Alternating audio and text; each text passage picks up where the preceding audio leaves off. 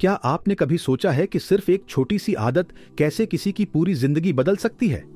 आज मैं आपको एक ऐसी कहानी सुनाने जा रहा हूं जो न सिर्फ सच बोलने की ताकत दिखाएगी बल्कि आपकी जिंदगी को भी बदल सकती है।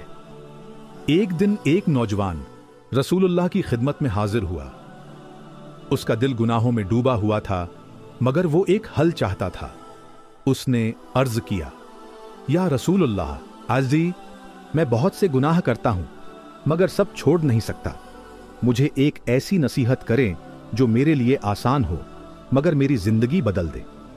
रसूलुल्लाह ने शफकत से उस नौजवान की तरफ देखा और सिर्फ एक जुमला फरमाया, झूठ मत बोलो। वो नौजवान हैरान था, मगर उसने वादा कर लिया। फिर जब वो अपने रोजमर्रा के कामों में वापस लौटा तो एक दिन धोखे या किसी बड़े अमल का मौके, मगर नौजवान रख जाता है।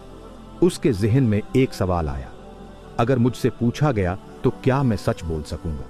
अगर सच बोला तो सबको पता चल जाएगा, अगर झूठ बोला तो मैं अपना वादा तोड़ दूंगा। ये सोचकर वो रख गया। हर बार जब भी वो गुनाह करने का सोचता, यही ख्याल आता कि वो रसूलुल्लाह से झूठ नहीं बोल सकता।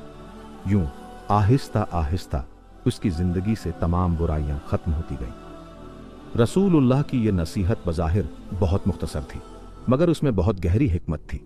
आपने फरमाया, सच्चाई नेकी की तरफ ले जाती है और नेकी जन्नत की तरफ ले जाती है। बुखारी। एक सच बोलने वाला शख्स चोरी नहीं कर सकता, धोखा नहीं दे सकता, नाइंसाफी नहीं कर सकता, क्योंकि उसे आखिरकार सच बोलना ही पड़ेगा।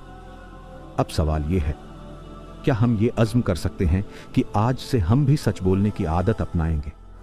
अगर हम सिर्फ झूठ छोड़ दें तो हमारी जिंदगी के नवे तहाई मसाइल खुद ब खुद खत्म हो सकते हैं। क्या आप तैयार हैं?